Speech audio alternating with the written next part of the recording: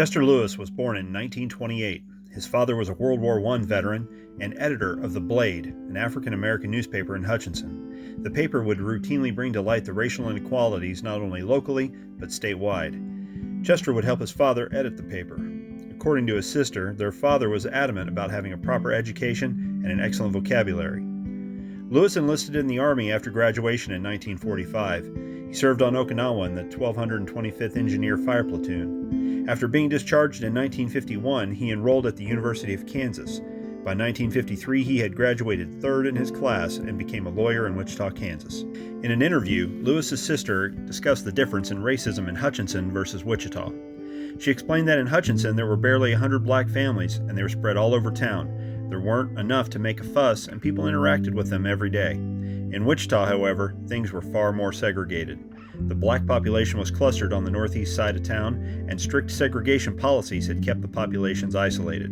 It was these policies that Lewis was determined to bring down. Shortly after graduation, he had his first major win when he filed a lawsuit against Wichita for segregated swimming pools.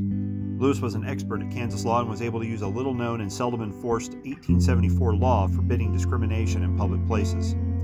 Following his victory with swimming pools, Lewis began to branch out into other areas of the city like the school system, and he was an instrumental figure in desegregating the system in Wichita. One of his biggest concerns was discrimination in employment. He began sending letters to Boeing, Cessna, Coleman, and the Wichita Police Department requesting that a meeting be held to discuss hiring practices or face lawsuits. Given Lewis's reputation, most companies implemented hiring changes immediately. By the time he was 40, he had filed over 60 civil lawsuits and was victorious in most of them. Lewis is widely regarded as instrumental in the Dockham sit-in of 1958. At the time, the NAACP at the national level refused to support this type of strategy. Going against their wishes, Lewis trained and prepped the students for the first ever sit-in. At the time, the media attempted to bury the activity in hopes that ignoring the situation would just make it go away. Within 3 weeks, the sit-in was a success and companies began desegregating lunch counters statewide. This strategy of non-violent activism quickly spread across the country. Martin Luther King himself embraced this style of civil disobedience and in 1963 defended its use in his Letter from the Birmingham Jail.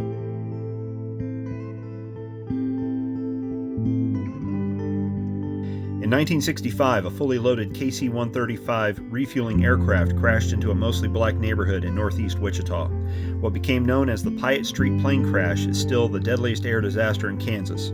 The crash took the lives of 23 people on the ground and the 7 people on the plane.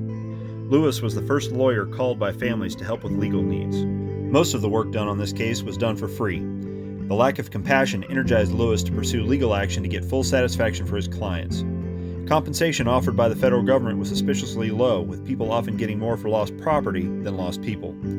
Lewis speculated that the response would have been different had the neighborhood been affluent and white. He was instrumental in bringing not only proper compensation, but also national attention to the situation. Towards the end of the 1960s, Lewis was often at odds with the NAACP and the strategy they employed for change. The NAACP preferred to use the courtroom and law to effect change. Lewis, while still a supporter of this strategy, he believed that a more active and physical presence within the community could provide faster results. He became actively involved with the Young Turks movement and led the National Committee to revitalize the NAACP. By 1968, he became convinced that the organization no longer spoke for young blacks and that older members were, quote, too afraid to rock the boat. Disillusioned, he resigned from the NAACP. Whether involved with the NAACP or not, Lewis was never afraid to take on a case, big or small, civil or criminal.